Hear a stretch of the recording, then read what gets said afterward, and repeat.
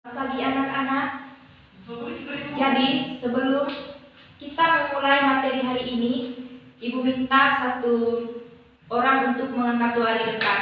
Jadi baik anak-anak, hari ini Ibu akan membawakan materi tentang menganalisis struktur, tata nama, sifat, dan penggolongan makromolekul, yaitu ada polimer, karbohidrat, dan protein.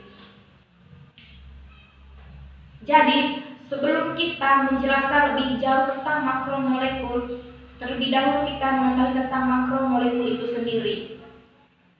Jadi anak-anak, makromolekul adalah molekul terbesar yang terdiri atas jumlah satuan pembentuk, yaitu satuan pembentuk yang disebut dengan monomer.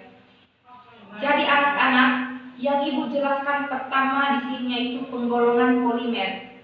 Jadi ada beberapa macam polimer, yaitu yang pertama polimer menurut bentuknya.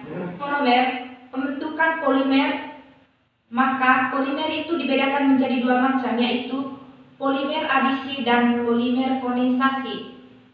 Yang pertama polimer adisi. Jadi polimer adisi dapat terbentuk apabila monomernya rantai. Karbon berikatan dengan rangkap, yaitu senyawa tak jenuh. Jadi pada pembentukan ini jumlah monomer yang tergabung membentuk polimer jumlah atom tetap. Jadi contohnya seperti ini. Ini adalah etena. Jadi etena ini akan menghasilkan dimer etena seperti yang Ibu kasih tunjuk di sini, yaitu dapat ditulis N CH2 rangkap CH2 akan menghasilkan CH2CH2N, yaitu N-etena polietena atau biasa disebut politen. Jadi itu salah satu contoh polimer adisi. Jadi yang berikut Ibu akan menjelaskan polimer kondensasi. Polimer kondensasi disusun oleh monomer yang mempunyai gugus fungsional. Pada pembentukannya melepaskan molekul air sejumlah yang berikut polimerisasi kondensasi. Dan jadi ciri khas reaksi polimerisasi kondensasi adalah monomernya mengandung gugus fungsi dan dihasilkan produk samping seperti H2O, HCl, CH3COOH. Jadi anak-anak, produk samping ini merupakan gabungan dari beberapa gugus fungsi setiap monomernya. Jadi Ibu akan memberikan rumus umum dari polimerisasi kondensasi.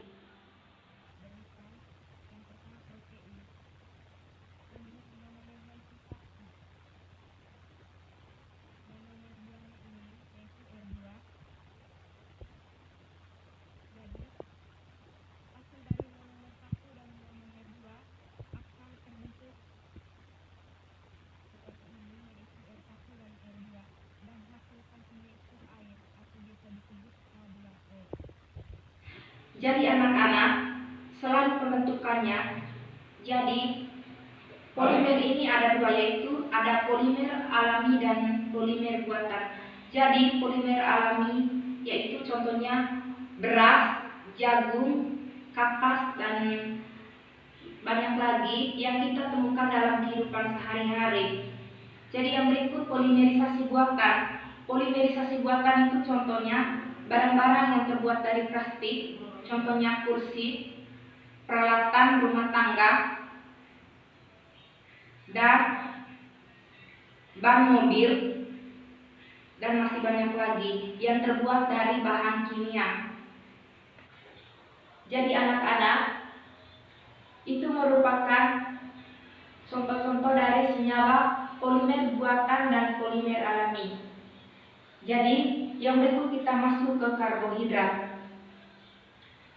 Jadi karbohidrat merupakan contoh polimer alami. Karbohidrat itu berasal dari tumbuh-tumbuhan yang terdiri atas unsur C, H, dan O.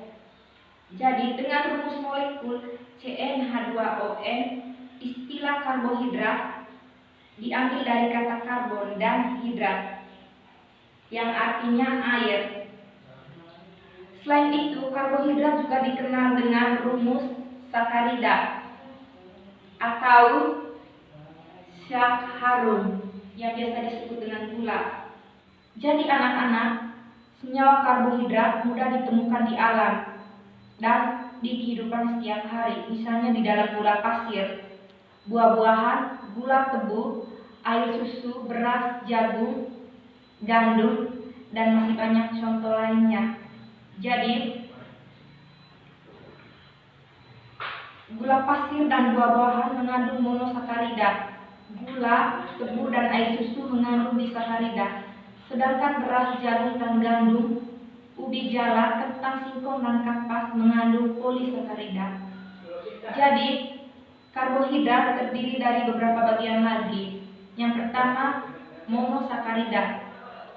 Jadi, monosakarida adalah karbohidrat yang paling sederhana karena hanya terdiri atas satu unit sakarida.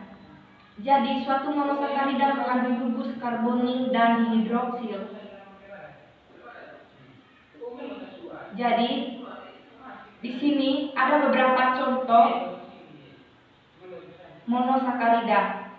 Ada glukosa, galaktosa, dan fruktosa.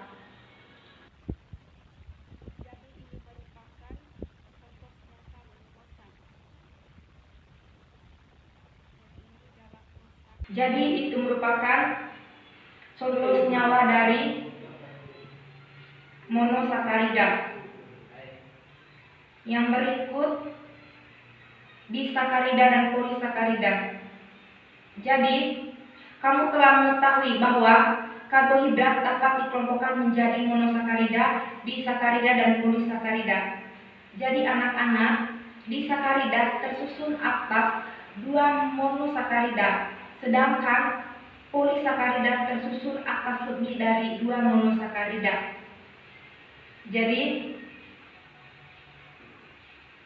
2 monosakarida dapat membentuk disakarida melalui ikatan glikosida. Ikatan ini menghubungkan antara molekul sakarida. Jadi anak-anak, contohnya seperti ini. Jadi ikatan-ikatan ini atau ikatan glikosa ini yang menghubungkan antar monosakarida.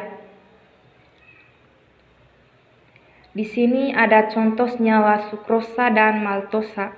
Jadi kamu dapat lihat sendiri di sini.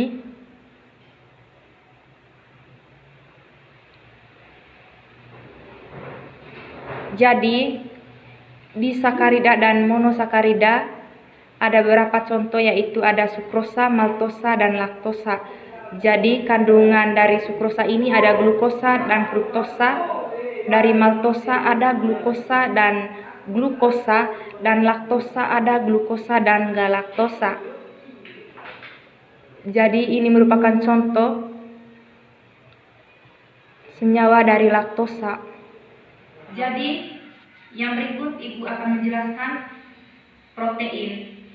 Jadi anak-anak, istilah protein diambil dari bahasa Yunani, yaitu proteios, yang artinya pertama atau utama. Jadi protein tersusun atas beberapa asam amino. Asam amino sendiri adalah senyawa turunan asam karboksila yang mengandung gugus amina atau NH2. Jadi anak-anak, pengertian dan struktur protein itu sendiri yaitu merupakan turunan karboksila, jadi mengandung gugus karboksila yaitu COOH dan gugus amina. Jadi anak-anak, ini merupakan struktur umum dari asam amino, yaitu RC, H, NH2, COOH. Jadi antar asam amino dapat bergabung membentuk protein. Ikatan yang menghubungkan antar asam amino disebut ikatan peptida. Jadi ini merupakan contoh pembentukan protein dari asam amino. yaitu H2N, C, H, C, rangkap 2O. Jadi di sini akan dijumlahkan dengan H, NH, CH, C, rangkap 2O, OH. Jadi R1 ditambah R2. Jadi C yang di sini akan berikatan dengan N yang di R2 dan OH yang di R1 akan berikatan dengan H yang di R2. Jadi asam amino 1 tambah asam amino 2 akan menghasilkan H2N, CH, C rangkap 2O, NH, CH, C rangkap 2O, OH, tambah H2O. Jadi H2O ini atau biasa disebut dengan air, ini adalah hasil samping dari asam amino 1 tambah asam amino 2. Jadi anak-anak, jumlah asam amino yang terkandung dalam protein terdapat 2, 3 atau lebih. Jadi protein tersusun atas 2 asam amino yang disebut dengan dipeptida. Jadi protein yang tersusun atas 3 asam amino disebut tripeptida. Adapun protein yang tersusun atas lebih dari 3 asam amino yang biasa disebut polipeptida.